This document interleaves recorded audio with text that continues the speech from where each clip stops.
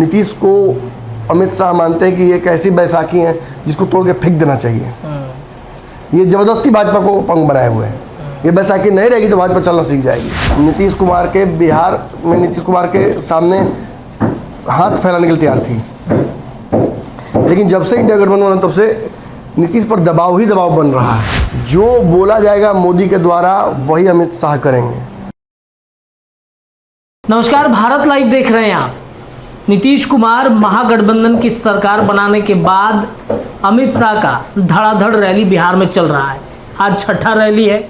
झंझारपुर में अमित शाह आ रहे हैं, लेकिन इन सब के बीच जो चर्चाएं बिहार के राजनीति में हो रही है, नीतीश कुमार से एनडीए की नज़दीकियां, साथ ही साथ जो माहौल इस वक्त बना हुआ है बिहार में, क्या नीतीश कुमार INDIA गठबंधन से अलग हो सकते हैं? क्या महागठबंधन में सब कुछ ठीक ठाक नहीं चल रहा है? अब एनडीए गठबंधन से नीतीश कुमार की नज़दीकियाँ कितनी अच्छी साबित होंगी, आज के इस रैली के बाद सब कुछ क्लियर हो जाएगा। इस विषय पर हम चर्चा करने के लिए हमारे साथ हमारे संपादक हैं नवन मिश्रा सर, इनसे जुड़ेंगे।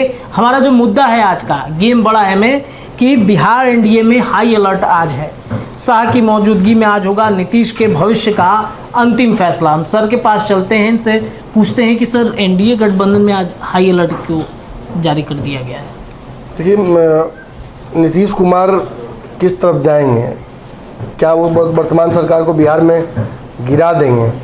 क्या वो एनडीए में एंट्री करने जा रहे हैं? ऐसे कई सवाल हैं जिनका जवाब, कोई लॉजिकल जवाब और ठोस जवाब अब तक किसी को मिला नहीं है। हम उसके आसपास उस सवाल के विश्लेषण कर सकते हैं, लेकिन जहां तर्क कुछ और इशारा करता है, वहीं नीतीश का ट्रैक रिकॉर्ड कुछ और इशारा कर रहा है।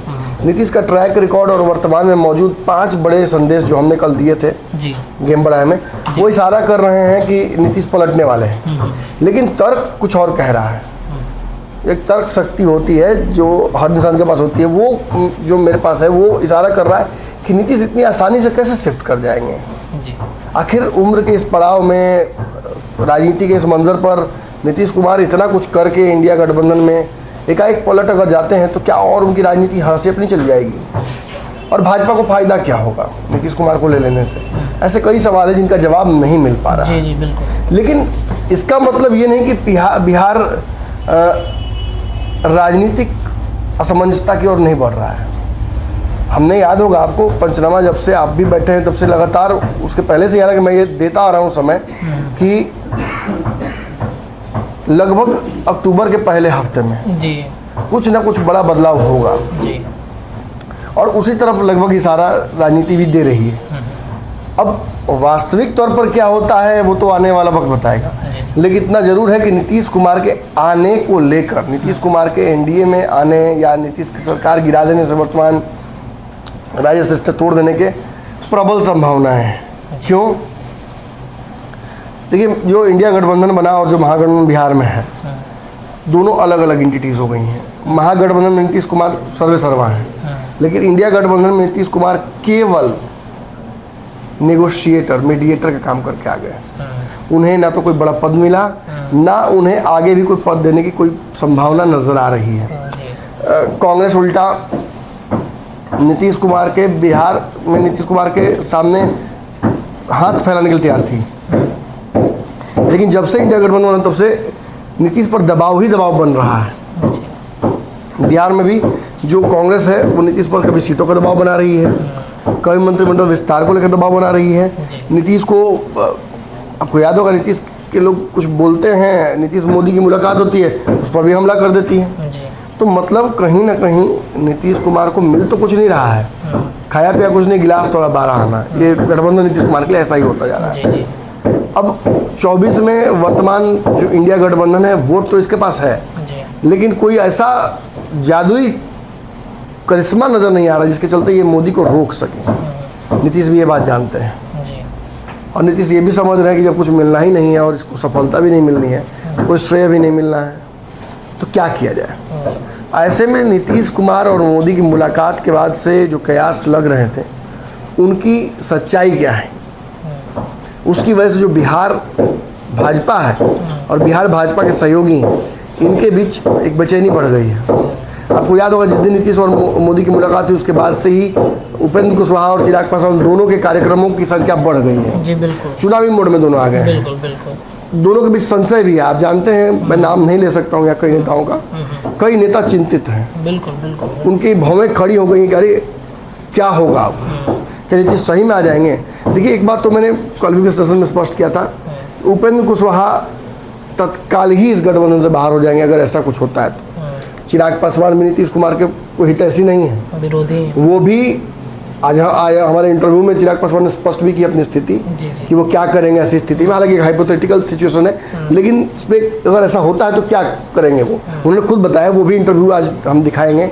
लेकिन चिराग कहेंगे कुछ, करेंगे कुछ, ये मुझे पता है। कहने को चिराग ये भी कह सकते हैं कि मुझे कोई दिक्कत नहीं है, भाजपा का फैसला है, लेकिन चिराग नीतीश के साथ किसी गठबंधन में किसी जगह नहीं रह सकते। उन्होंने तो कह भी दिया है पहले से ही कि नीतीश जिस गठबंधन में जाएंगे हम सब वहाँ उनके लिए कोई जगह नहीं है। तो ऐसे में हाई अलर्ट तो होगी ही ना होगी।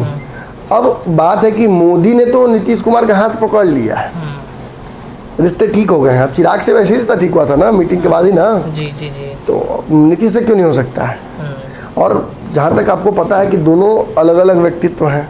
कल हम पंचनामा में यही करने वाले थे, मोदी और अमित शाह कैसे नीतीश को लेकर अलग अलग राय रखते हैं, और उस राय की वजह से नीतीश कुमार के रिश्ते जो हैं वो भाजपा से कैसे बिगड़े, ये भी हम चर्चा करने वाले थे। लेकिन हमें किसी और टॉपिक पर चर्चा कल करने लगे।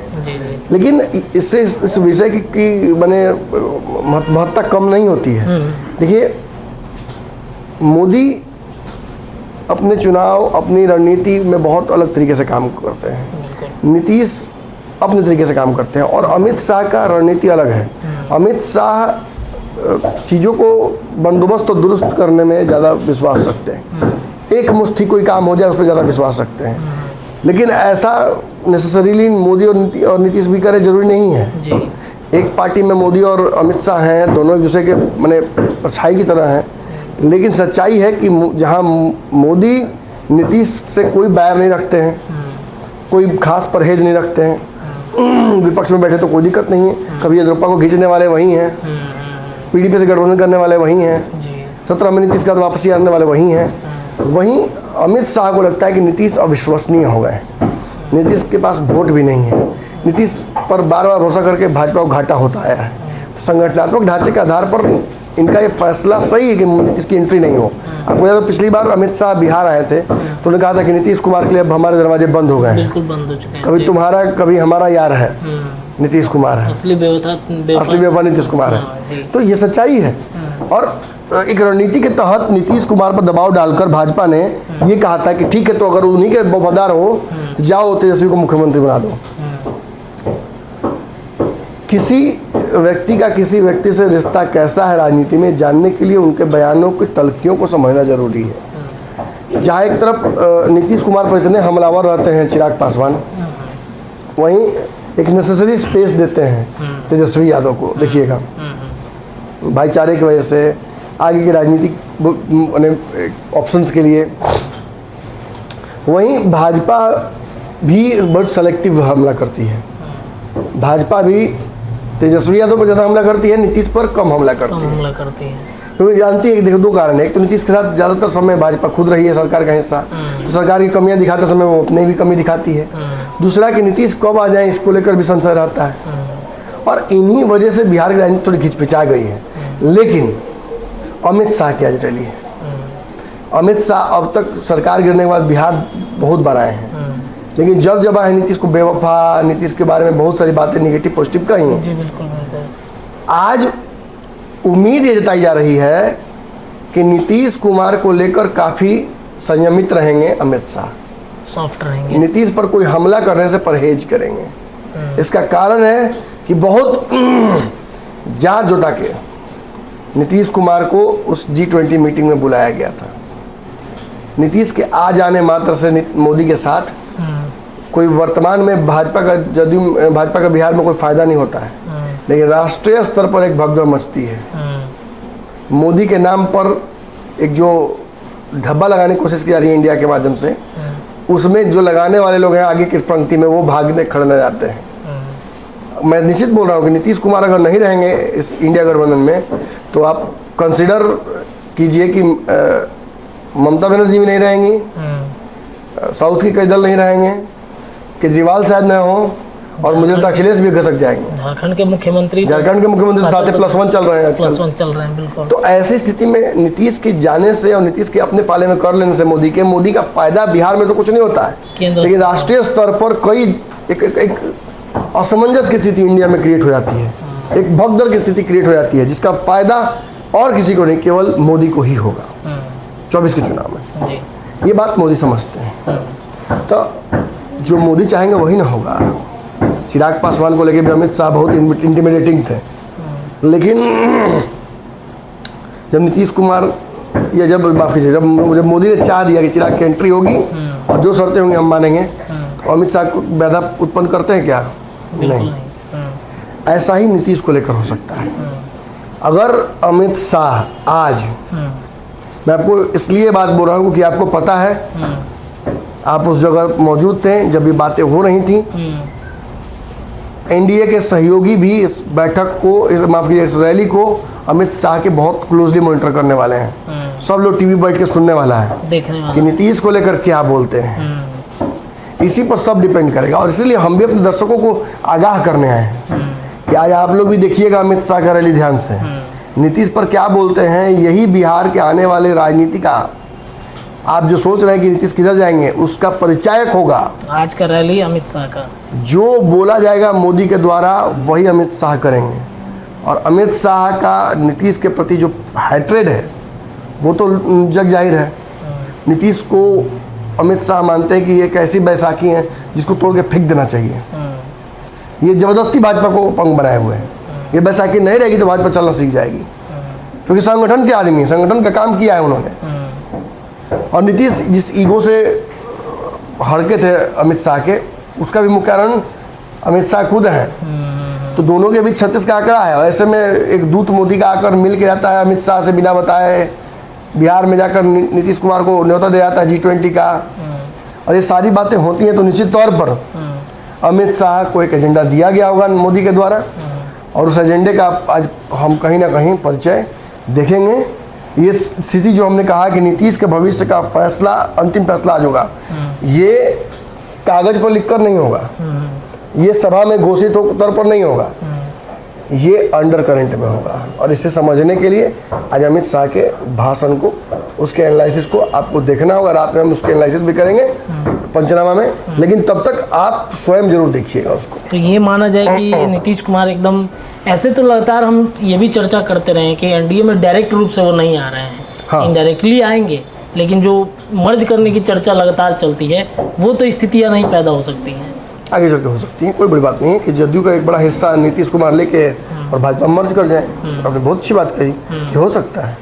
नीतीश चाहेंगे उल्टा। अगर देखिए नीतीश इस बार भाजपा के साथ आएंगे, एनडीए में आएंगे, तो सीधी संभावना तो नहीं है, लेकिन यही नीतीश कुमार ऐसी परिस्थिति उत्पन्न कर दे या ऐसा होने दे कि उनकी पार्टी के 5-10 विधायक, 20 विधायक तोड़ने की कोशिश कोई करे और वो सारे विधायक लेकर भाजपा में मर्ज कर जाए, ये हो सकता है।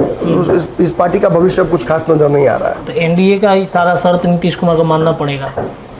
शर्त डिस्कस करके ही नीतीश जाएंगे, बिना शर्तों के जाएंगे नहीं, ये तय है। चलिए, तो गेम बड़ा में आज हमने चर्चा करके बता दिया कि नीतीश का भविष्य आज अमित शाह के रैली पर ही डिपेंड करेगा कि क्या वो एनडीए गठबंधन में आ सकते हैं या फिर संभावनाएं कुछ और बनेंगी। गेम बड़ा में ऐसे ही तमाम चर्चाएं लगातार करते रहेंगे। देखते रहिए भारत लाइव। बहुत बहुत धन्यवाद। अगर ये वीडियो पसंद आई और वह बिहार के राजनीति और बिहारियत से सरोकार रखेनी तो सब्सक्राइब बटन दबा के चैनल के सब्सक्राइब कर ली। ओजे एगो घंटी बा, ओकरा बटन दबा देला से कुल सटीक और मारक खबर रुआ मुफ्त में मिल जाई। अगर रुआ पत्रकारिता के हमनी के नया प्रयोग में सहयोग कर चाहतानी तो ज्वाइन बटन दबा दी। पेटीएम नंबर नोट कर ली 9386816700। धन्यवाद।